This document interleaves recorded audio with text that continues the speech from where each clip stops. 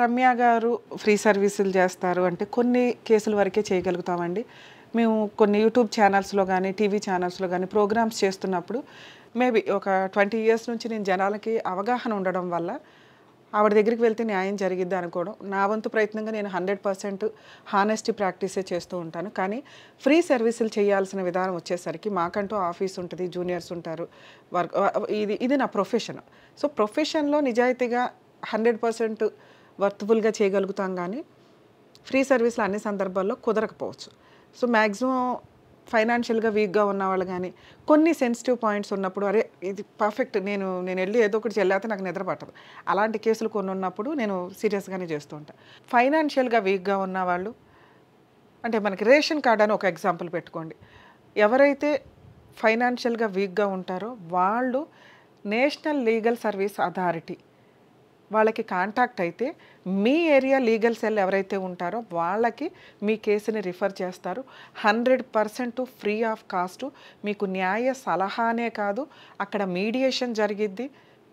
అలాగే ఒకవేళ కేసులు ఫైల్ చేయాల్సి వస్తే మీ తరపున గవర్నమెంట్ లాయర్ని పెట్టి కేసులు ఫైల్ చేయిస్తూ ఉంటారు.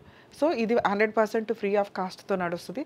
దీనికి సంబంధించి ఈ వీడియో కూడా మీరు ఒకసారి చూడండి. నా పేరు మురళీమోహన్. నేను సీనియర్ సివిల్ జడ్జ్. న్యాయ సేవాధికార సంస్థలో మేము అందించేటువంటి అనేక సేవల్లో ఉచిత న్యాయ సహాయము అనేటువంటిది ఒకటి. ఉచిత న్యాయ సహాయము అంటే ఫ్రీగా లాయర్ని మేము అందిస్తాము. పేదవాళ్ళు కానీ, మహిళలు కానీ, వికలాంగులు కానీ, ఎస్సీ ఎస్టీకి సంబంధించినటువంటి వారు కానీ, పిల్లలు కానీ, ఇలాంటి వారు ఎవరైనా కానీ వచ్చి న్యాయ సేవాధికార సంస్థని సంప్రదించినట్టయితే వారికి ఫ్రీగా అడ్వకేట్ని మేమే ఏర్పాటు చేస్తాము.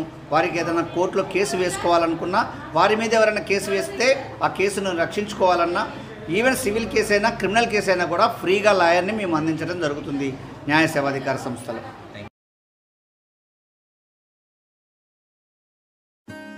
The right to legal aid, a key tool for accessing justice, is a right available to every person, irrespective of their geographical location or socio-economic background.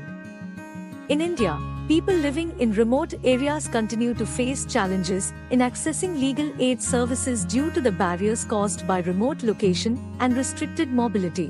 The upgraded helpline number 15100 is a significant step toward ensuring that people living in remote areas or in crisis situations have equal access to legal aid services.